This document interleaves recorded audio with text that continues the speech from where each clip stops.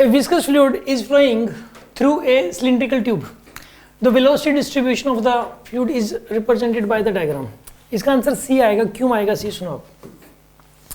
एक बात बताओ, जैसे रिवर में पानी बह रहा है तो सबसे ज़्यादा स्पीड कहाँ होती है, बीच में या किनारों पर? बीच में सबसे ज़्यादा स्पीड, किनारों पे सबसे कम. किनारों पे तो बिल्कुल जैसे पानी रुका हुई वो थोड़ा, जैसे जैसे आगे जाते जाओगे स्पीड क्या होती जाएगी, बढ़ती जाएगी. मिड में सबसे ज़्यादा, फिर घटती चली जाएगी. मतलब हर जगह स्पीड एक जैसी नहीं होती. ऐसा विस्कस फोर्स की वजह से.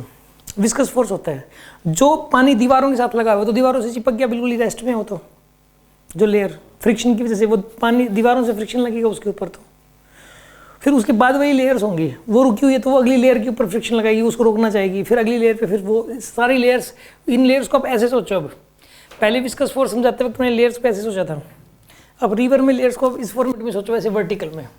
तो ये लेयर्स एक दूसरे के ऊपर लगाती हैं ऐसे फोर्स. तो जब ये लगाती हैं तो इधर वाली लेयर की स्पीड सबसे कम, सेंटर मिड तक बढ़ती जाएगी, फिर घटती जाएगी. तो ये लेंथ सबसे ज़्यादा रखी है, सबसे ज़्यादा. ये देखो सबसे ज़्यादा लेंथ है. लेंथ सबसे ज़्यादा मतलब वेलोसिटी सबसे ज़्यादा. यहाँ लेंथ सबसे कम है तो वेलोसिटी सबसे कम. यहाँ थोड़ी लेंथ और ज़्यादा मतलब वेलोसिटी थोड़ी बढ़ गई. यहाँ लेंथ और ज़्यादा होगी मतलब वेलोसिटी और बढ़ गई. मिड में लेंथ सबसे ज़्यादा तो वेलोसिटी सबसे ज़्यादा होगी. यहाँ पे लेंथ कम होगी, यहाँ पे लेंथ और कम होगी, और यहाँ पे लेंथ सबसे कम होगी. किस चीज़ का? एडहेशन तो इसमें तो क्या है कि जो दीवार है, नदी है, जो रिवर की जो दीवार है, वो पानी के ऊपर जो फोर्स लगा रही है वो फोर्स ऑफ एडहेसिव है. और जो पानी की लेयर्स पानी के ऊपर लगा रही है वो कोहेसिव फोर्स है. वो नहीं इसमें उस तरीके से देखो. उसका भी देखो मेन जो इसको एक्सप्लेन किया जा सकता है ना, जो सेटिस्फैक्ट्री एक्सप्लेनेशन है, वो वैसे तो एक्सप्लेन करने के कई सारे तरीके हो सकते हैं, बट सेटिस्फैक्ट्री एक्सप्लेनेशन तो ये विस्कस फोर्स वाला ही है.